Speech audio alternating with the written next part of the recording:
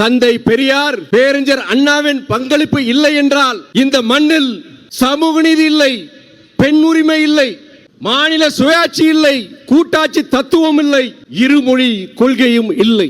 எல்லாருக்கும் எல்லாம் என்ற சமூக நீதி கோட்பாட்டின் அடிப்படையில் ஒருங்கிணைந்த வளர்ச்சியை பெற்று இந்தியாவின் முதன்மையான மாநிலங்களில் ஒன்றாக தமிழகம் திகழ்கின்றது என்றால் அது பேரறிஞர் அண்ணாவின் சித்தாந்த கொள்கைகளால் தான். அதை யாரும் மறுக்க முடியாது. அமெரிக்கா, ஈரோப்பா, உலகளவில் பல்வேறு துறைகளில் நம்முடைய தமிழ் இளைஞர்கள் ஆதிக்கம் செலுத்துகிறார்கள் என்றால் அதற்கு காரணம் அவர்களுடைய ஆங்கில புலமை. அந்த ஆங்கில புலமைக்கு வித்திட்டது பேரறிஞர் அண்ணாவின் இருமொழி கொள்கைதான். ஆனால் ஆங்கில மொழியை தவிர்த்துவிட்டு இந்தி மொழிக்கு முக்கியத்துவம் அளித்த வட மாநிலங்களின் நிலைமையை நாம் அனைவரும் நன்கு அறிவோம். தமிழ் இளைஞர்கள் இந்த நாட்டின் பெரும் நிறுவனங்களில், பன்னாட்டு நிறுவனங்களில் முதன்மை அதிகாரிகளாக முக்கிய பொறுப்புகளை வகிக்கின்றார்கள். The Tamil youth are after white collar jobs, whereas the others have to settle.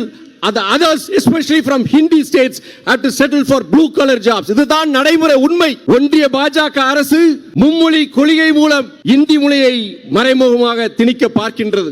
ஒன்றிய அரசு, பாஜக அரசு சொல்கின்றது 3 மொழிகளை கற்றால் என்ன தவறு, ஹிந்தி மொழியை கற்றால் நல்லதுதானே என்று சொல்கிறார்கள். ஆனால் ஒன்றிய உள்துறை அமைச்சர் திரு அமித்ஷா அவர்கள் ஆங்கிலம் இல்லாத பாரதத்தை உருவாக்குவோம் என்று வட மாநிலங்களில் மேடைதோறும் முழங்குகிறார். உலக தொடர்பு மொழியாம் ஆங்கிலம் இல்லாமல் நாம் செயல்பட முடியுமா?